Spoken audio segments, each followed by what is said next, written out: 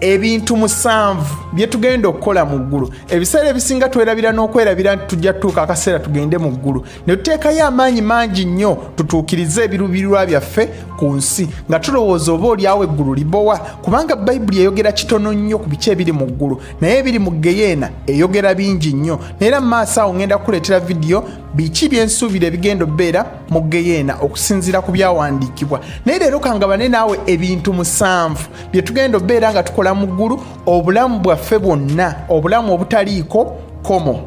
Babuzaako mwenna mikwano gyange, amanya gange Nzerukomwa Jonathan. Bwe guba gwe mulundi gw'ogusoose nkwaniriza nnyo ku Jack Online Ministry. Teweerabira okusubscribinga ku channel yaffe, kwata kadako ng'ajja osookanga okulaba vidiyo zaffe tuteekayo olunaku olwokubiri n'olwokutaano. Olunaku olwokubiri tubeera twogera ku mukwano, onoonyeza otya omuntu omutuufu, ye okuumya otya obufumbo bwo. Ne ku lunaku olwokutaano tubeera tuddamu ebibuuzo eri abo abakkiriza mu Bayibuli. Bw'obanga olina ekibuuzo kyonna ekikwatagana n'ebyawandiikibwa, noonya ku WhatsApp namba yange eyo. Era bw'obeera ng'oyagala otuwagira mu ngeri yonna, nkwaniriza nnyo era Mukama akumpeera omukisa. Naye leero kankuwe ebintu 7 bye tugenda onnyumirwa mu bwakabaka obwa Katonda, teri kuwasa, teri kulumwa njala, naye biki bye tugenda obbeera nga tunyumirwa mu bwakabaka bwa Katonda. Katutandikirewo. Welcome back to Jack Online.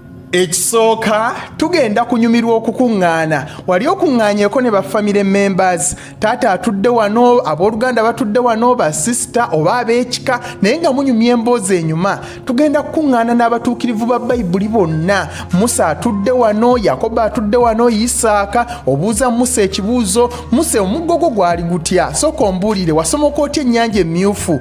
Matayo essuula ey'omunaana olunyiriri lwa 11 tugamba luti, nange mbagamba nti bangi abaliva ebuvanjuba n'ebugwanjuba abalituula wamu ne Ibulayimu ne Isaaka ne Yakobo mu bwakabaka obw'omu ggulu. Kati bw'oba ng'olina ekibuuzo kyonna ky'oyagala okubuuza Musa, Yokaana, Peetero, Adamu, kitereke ku lunaku luli ojja bbeera ng'obasinkana ng'obeebuuliza. Mu Yokaana essuula y'e14 olunyiriri lwa 3 lugamba bwe luti, era oba ŋŋenda okubateekerateekera ekifo, ndikomawo nate mbatwale gye ndi, nze gye ndi nammwe mubeere eyo. Yesu atugamba naffe tugenda kuŋŋaana wamu naye. Kati bw'oba ng'olina n'ekibuuzo ky'oyagala okubuuza Mukama waffe Yesu Kristo, ogenda kubeera naye wamu mu bwakabaka buli obugenda okujja. Ne baganda baffe abaatuva ku maaso kasita babeera nga baafiira mu Yesu Kristo, tulina essuubi ery'obbasisinkana. Okuggyako oyo atakkiriza Yesu Kristo, oyo tetulina ssuubi lya musisinkana.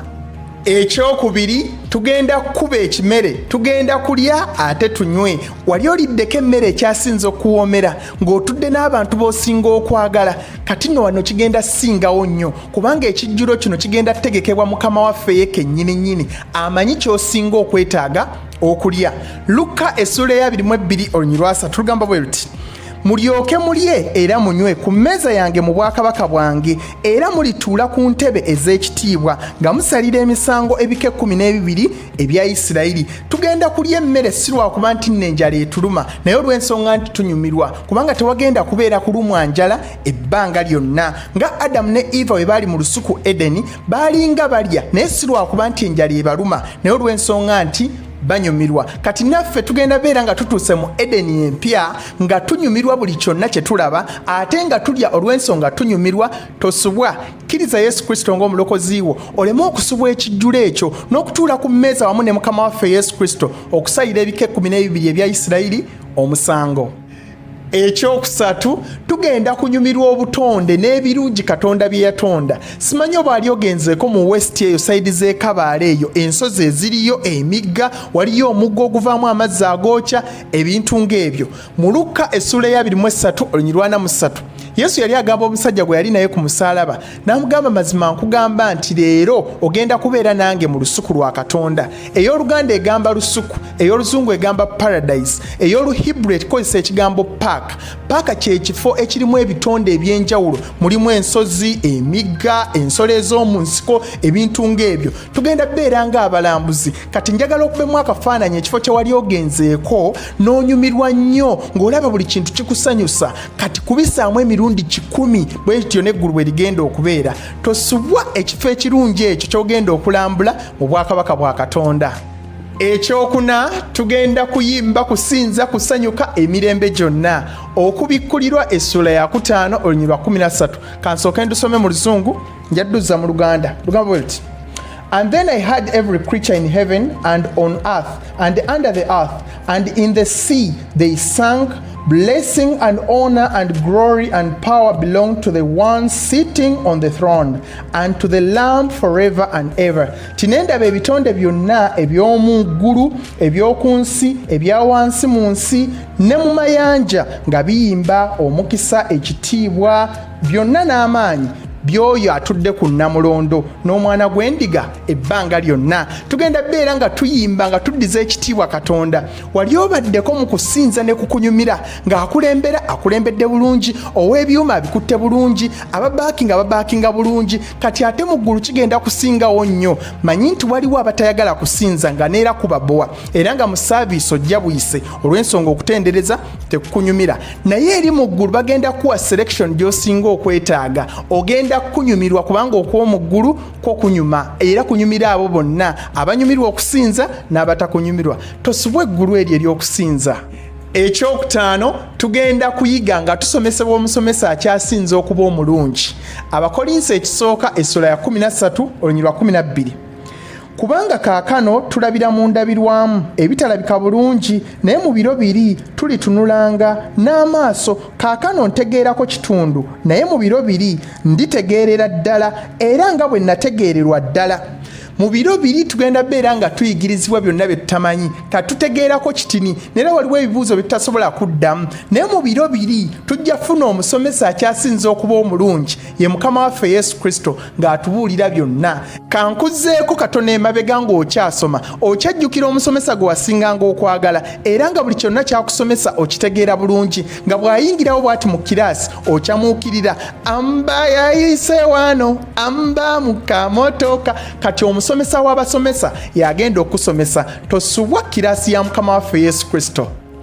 Ekyomukaaga, tugenda kukola okubikkulirwa essula ya 22 olunyiriri lwa 3. Tugamba bweti, so teribaayo nate kikolimo, n'entebe ya Katonda n'ey'omwana gw'endiga eneebeeranga omwo, n'abaddu be banaamuweerezanga. Oyinza okwemulugunya n'ogamba yii wano tukola ate ne mu ggulu tujja kukolanga. Njagala okubemu akafaananyi. Wali ogenze ku mulimu gw'osinga okwagala. Nze nalinga nnyumirwa nnyo obusomesa, naera nga buli lunaku nkeera ku makya nga neesunga genda kusomesa baana, era nga bwe nnyingira bwe nti kiraasi lye ssanyu lye nkyasinza okubeera nalyo mu bulamu bwange, nga situnuulira ssente ze bampa naye olw'essanyu ery'omulimu gwe nkola.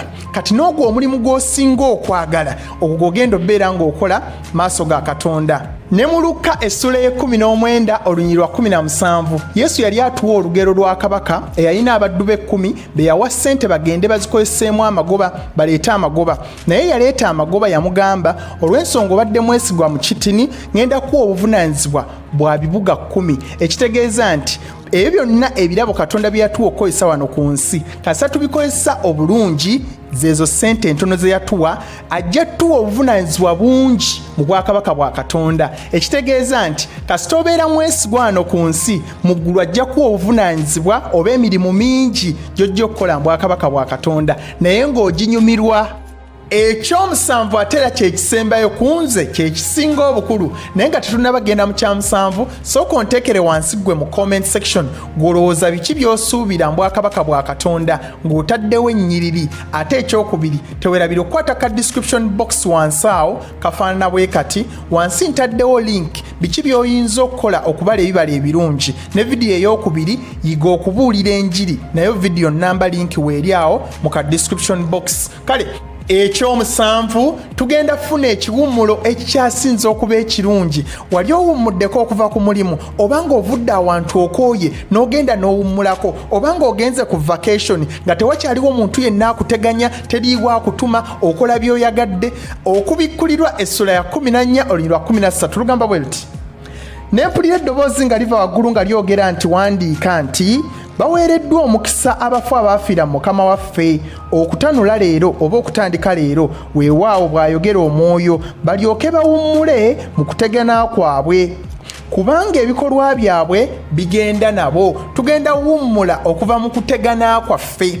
Emitawaana gy'ensi mingi, okulumwa kungi, okweraliikirira kungi, olumu n'oyaayaanira ebintu n'otabifuna, naye byonna tugenda biwummula nga teri kintu kyonna kikuteganya. Tokyasasula school fees, tokyeraliikirira renti, tokyeraliikirira bulwadde, nga byonna tubiwummudde.